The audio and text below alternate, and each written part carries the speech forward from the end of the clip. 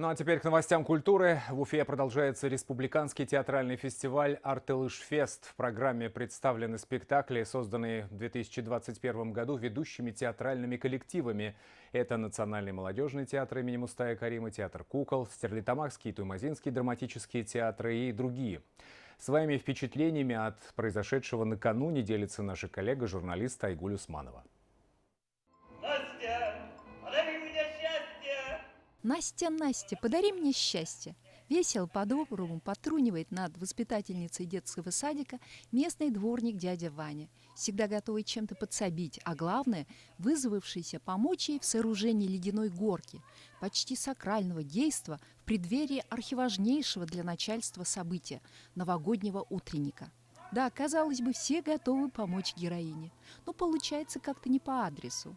Коллеги давно сели на ее хрупкую шею и свесили ножки, сваливая свои обязанности на ее несчастную голову, что и без того пухнет от забот, как свести концы с концами, мизерной зарплаты, неустроенного быта и личной жизни и беспросветности своего униженного существования. Тема маленького человека в большом мире. Тут даже есть чеховская интонация. И да, сквозь смех, конечно же, проявляется вот эта вот трагедия, я бы даже сказала, в современном мире вот человека простого, рядового, который работает, у которого семья, дом, проблемы и куча всего, но при всем при этом он старается остаться человеком. Детсадовские хроники.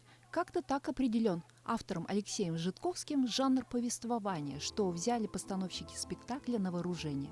Это, наверное, просто роль мечты. Как вы шли к этой роли? Очень долго мы все шли в обеде. Мы репетировали очень долго. Мы очень дружно работаем, друг друга любим. Да. Вот каждый выходит, что-то добавляет, да, ведь вот во время спектакля. Каждый актер выходит и что-то от себя добавляет. Ваше появление на сцене, и не просто появление, но когда вы открыли рот и арию «Царицы ночи» запели из «Волшебной флейты», далее было что-то. Когда я прочитал пьесу, мне пьеса как бы не понравилась. Ну и когда уже Ильсур сказал: «Зульфия Фаридовна, будете вы Зульфия Фаридовной». Я говорю: это точно? Да, жанр спектакля, говорит, того требует, будете вы, и все. Насколько изменилась репертуарная политика салаватского башдрама, можно судить по качеству постановок последних лет. К примеру, Глумов Островского вошел в лонг-лист заметных спектаклей сезона 2017-2018 годов Национальной театральной премии «Золотая маска». Заметным явлением театральной жизни стали и «Радость нашего дома» по Мустая Карима, и спектакли режиссера Ильсура Казакбаева «Дыхание рая» и «Эдукей» по Буранголову.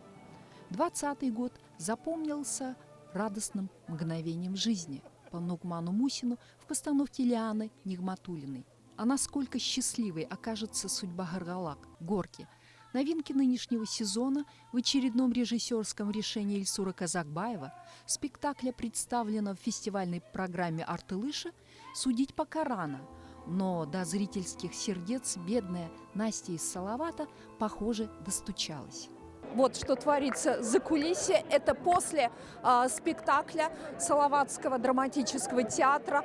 Еще рановато говорить о каких-либо итогах, потому что экспертный совет в течение нескольких дней еще будет отсмотрит немало гостевых спектаклей из театров малых городов. Но сегодня то, что салаватцы принесли такую радость, это уже бесспорно. Айгуль Усманова, Ренат Кашапов. Новости.